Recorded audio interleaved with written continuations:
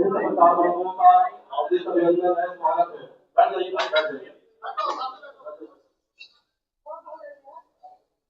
आज के इस प्रेस वार्ता को संबोधित करने के लिए हमारे मध्य बिहार सरकार के उद्योग मंत्री आदरणीय नीतीश मिश्रा जी उपस्थित हैं। साथ ही बिहार प्रदेश भारतीय जनता पार्टी के प्रदेश मंत्री और बिहार भाजपा प्रदेश के मीडिया के प्रभारी अमित प्रसाद जी भी उपस्थित हैं। मैं विनम्र निवेदन करता हूँ आदरणीय नीतीश मिश्रा जी से कि वे आज की प्रेस वार्ता को संबोधित करें। बहुत धन्यवाद आदिश जी।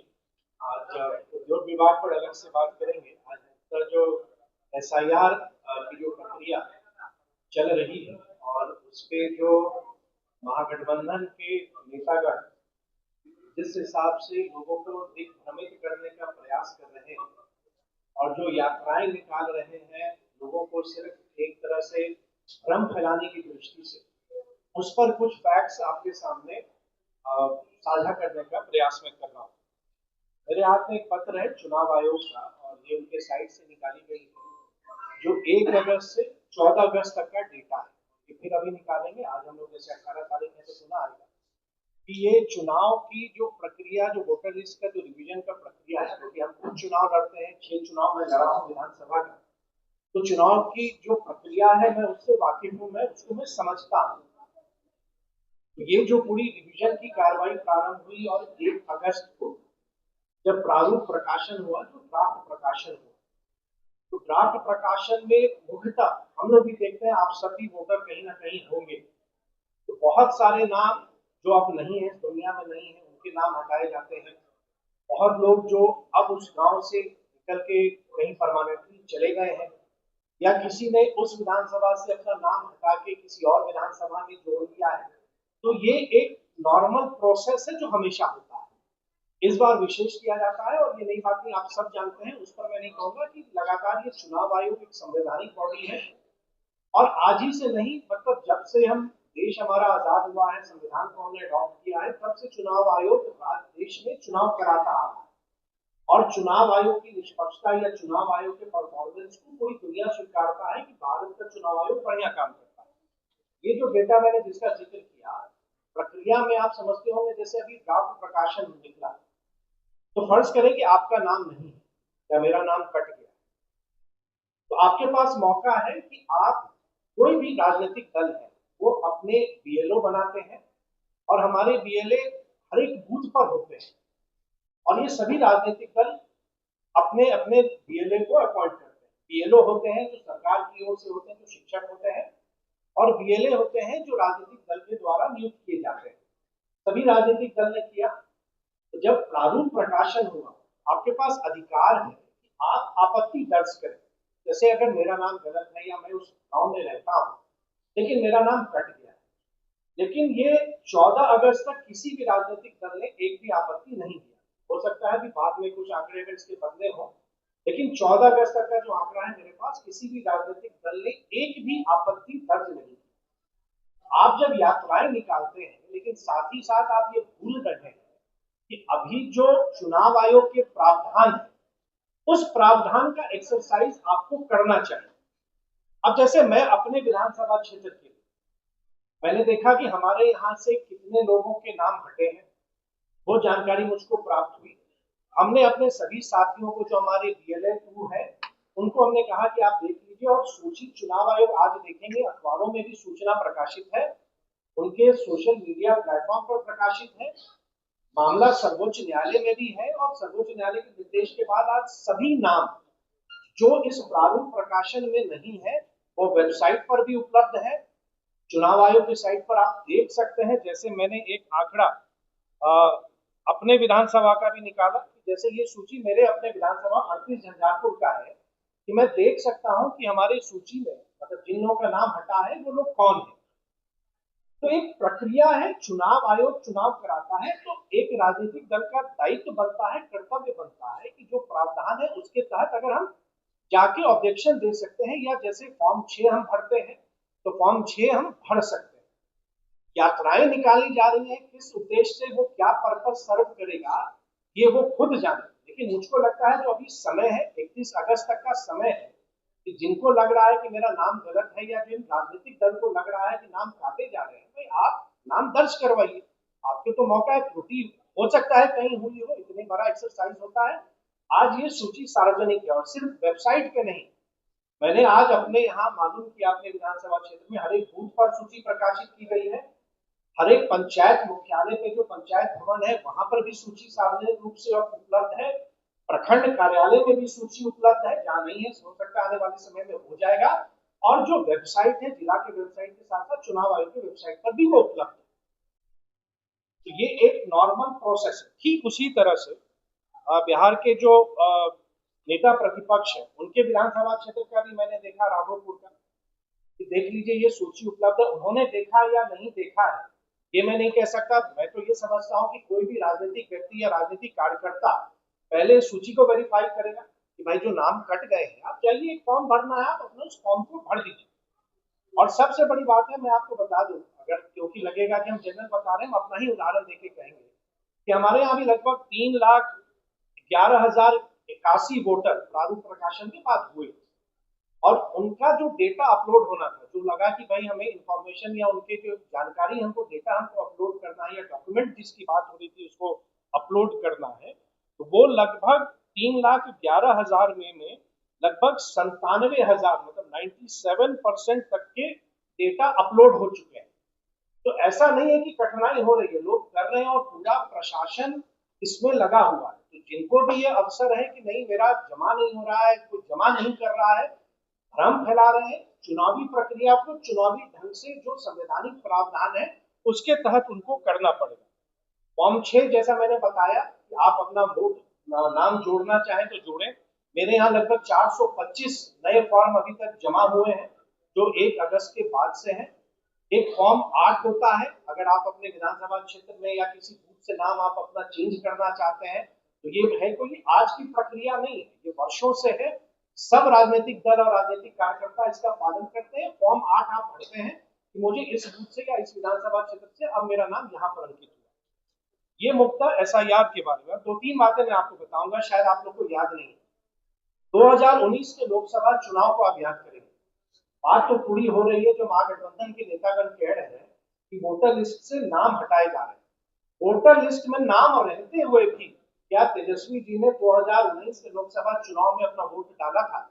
ये याद करेंगे आप 2019 के लोकसभा चुनाव को, और ये समाचार पत्रों की कुछ कॉपी है, मुझको याद है क्योंकि मैं उस लोकसभा चुनाव के समय में ये विषय बहुत आया था कि नाम नहीं है, ये नहीं है, उनका नाम रहते हुए उन्होंने अपना वोट कास्ट नहीं किया। उन्होंने जो उनका संवैधानिक अधिकार है उस अधिकार का प्रयोग उन्होंने नहीं किया। 2019 के मतदाता सूची में लोकसभा चुनाव में उनका नाम रहते हुए भी उन्होंने वोट नहीं डाला। दूसरी बात मैं आपको बताऊंगा कि जो संविधान की बात कर रहे हैं या उनको लग रहा है कि संविधान के साथ खिलवाड़ किया जा रहा है, उनको शायद 2005 के विधानसभा भंग की कार्रवाई को भी याद रखना चाहिए। हमको नहीं लगता आप में से कितने लोगों को याद है या नहीं याद है, बिहार विधानसभा भंग हुआ था मई 2005 में, और संभवतः मुझे अगर याद है तो वो 23 मई का दिन था या मध्य रात्रि। फरवरी में चुनाव हुआ, किसी की सरकार नहीं बन सकी और अचानक में वहां पे विधानसभा को राष्ट्रपति के द्वारा भंग कर दिया गया। उस समय तो रिपोर्ट गया कि नहीं सरकार नहीं बन सकती, जबकि बिहार में एक सरकार बनने की कगार देख रहे हैं, क्योंकि सूची उपलब्ध है, हर एक राजनीतिक दल के पास वो सूची उपलब्ध है, जिलाध्यक्षों को कराया गया और अब तो सार्वजनिक हो चुका है, तो लोग वेरीफाई भी कर रहे हैं। जैसे अगर कहीं हो सकता है किन्हीं का नाम मिस हुआ हो तो उसको आप अभी भी समय है, आप डाल सकते हैं। 31 अगस्त तक तो वो समय है, आज तो 18 तारीख है, तो 13 दिन अभी हमारे पास बचा हुआ है कि जबकि आपके पास समय है कि आप जाके फॉर्म भरें। और वो बीएलओ का काम है, जो शिक्षागण बीएलओ का काम कर रहे हैं, ब्लॉक लेवल ऑफिसर, उनका ये काम है। तो अगर कहीं लगता है इसी के लिए सूची को सार्वजनिक किया भी गया, आप भी देखें।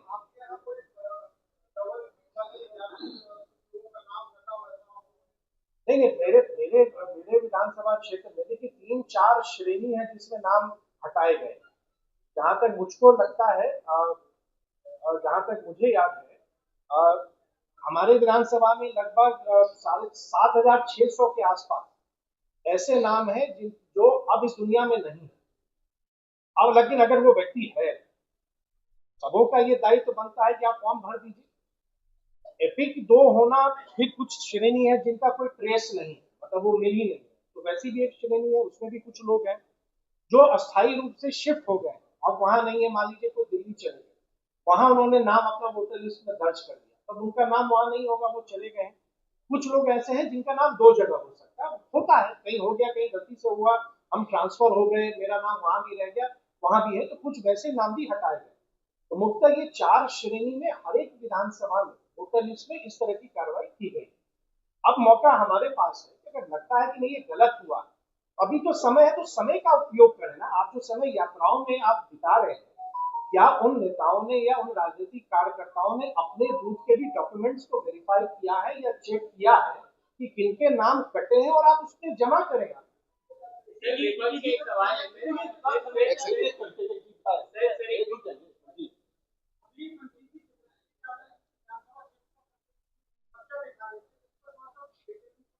नहीं, डिटेल अब उनका क्षेत्र हो जाना, मैंने कहा कि नहीं, मैंने सिर्फ नहीं, वही मैं बता रहा हूँ, मैंने उन वेबसाइट से निकाला है कि सूची अवेलेबल है, मतलब पहला काम होगा ना, जैसे मैं अभी अपने क्षेत्र का प्रतिनिधित्व करता हूँ, अगर मैं चुनाव लड़ना चाहता हूँ या मैं राजनीतिक कार्य करता हूँ, तो मेरा पहला काम क्या होगा? मेरा पहला काम होगा कि पहले तो अपना नाम देख लीजिए कि मेरा नाम है या नहीं, मैंने तो देख लिया, सब है, मैंने डॉक्यूमेंट्स देने हैं, मैंने दे दिया। अब आपके पास मौका है, जब ये सूची उपलब्ध है, तो तेजस्वी जी से जब वो कह रहे हैं, तो आप अपने विधानसभा क्षेत्र का भी तो कुछ आपत्ति दर्ज कराइए ना, कुछ फॉर्म तो भरवाइए। आप फॉर्म ही नहीं भरवा पा रहे हैं, आप सिर्फ यात्रा निकाल रहे हैं, तो यात्रा आपका पर्पस सर्व नहीं करेगा ना। चुनाव आयोग तो संवैधानिक प्रावधानों के तहत काम करती है। जब ये प्रक्रिया एसआईआर चुनाव आयोग की तरफ से की गई है, विपक्ष का कहना है तो सफाई फिर भाजपा क्यों दे रही है? नहीं, सफाई नहीं भाई, मैंने क्या कहा भाई, हम लोग राजनीतिक कार्यकर्ता नहीं है, वोटर लिस्ट से हम प्रभावित नहीं होते क्या भाई? अंत में ये 5 साल बाद सब कुछ तो वोटर लिस्ट पे ही आता है, तो मेरी तो ये सजगता है, हम सजग हैं, आप सजग नहीं है। आप अपना समय यात्राओं में दे रहे हैं, हम अपना समय बूथ स्तरीय कार्यकर्ताओं के साथ बिता के अपनी सूची को हम ठीक कर रहे हैं।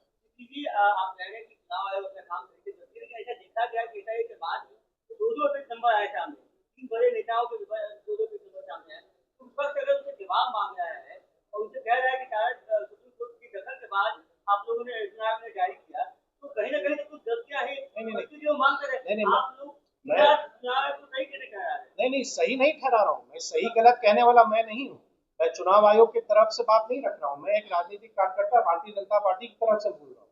चुनाव आयोग क्योंकि मैं एक्टिव हूँ, मैं देखता हूँ, आज आप लोगों में से या कौन राजनीतिक कार्यकर्ताओं ने आज भी चुनाव आयोग का सोशल मीडिया देखा होगा, उन्होंने सार्वजनिक किया, इसकी सूचना भी उन्होंने दी, मुझको नहीं लगता कि कितने लोगों ने उसको देखा है। अगर प्रक्रिया में कहीं कमी है तो आप संवैधानिक प्रावधानों के तहत ना आप उसका पालन करेंगे, आपके तहत संविधान तो नया नहीं बनेगा, जो कॉन्स्टिट्यूशनल प्रोविजंस है, जो एक मताधिकार का हमारा अधिकार है, आप उसके तहत कार्रवाई करेंगे ना।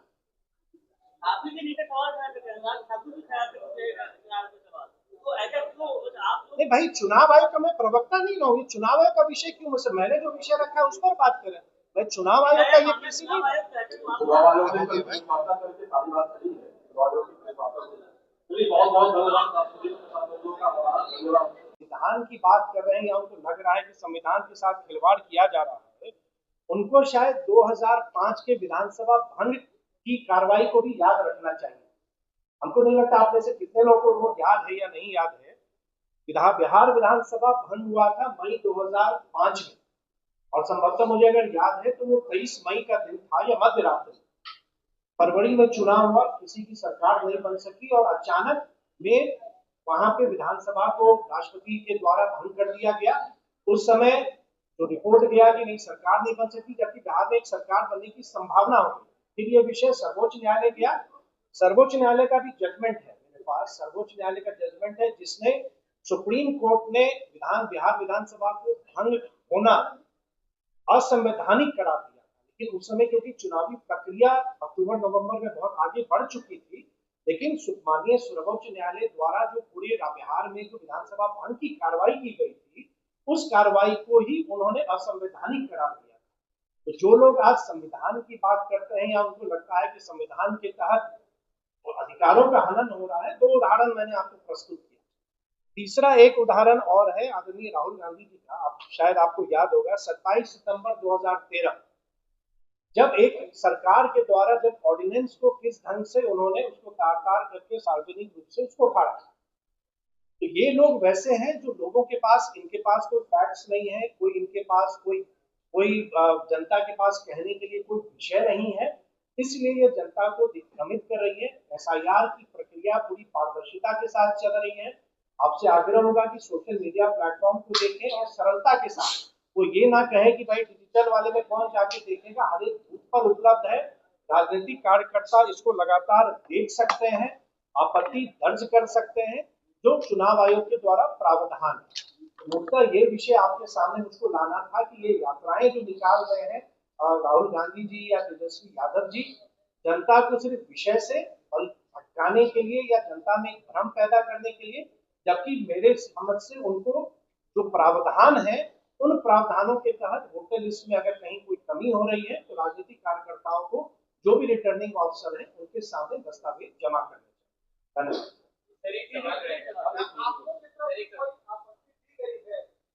नहीं, जैसे मैंने अपने विधानसभा में, मैं आपको बता, मैं अपनी विधानसभा का बताऊंगा, मैं जनरल क्यों बताऊं। हमारे विधानसभा में जैसे हमने कहा कि कुछ नए वोटर भी के फॉर्म जमा हुए हैं 435 के आसपास, तो फॉर्म 6 उन्होंने भरा है। फॉर्म 8 में भी 8 आवेदन आए और हम भी लगातार जो हमारे बीएलओ है, BLA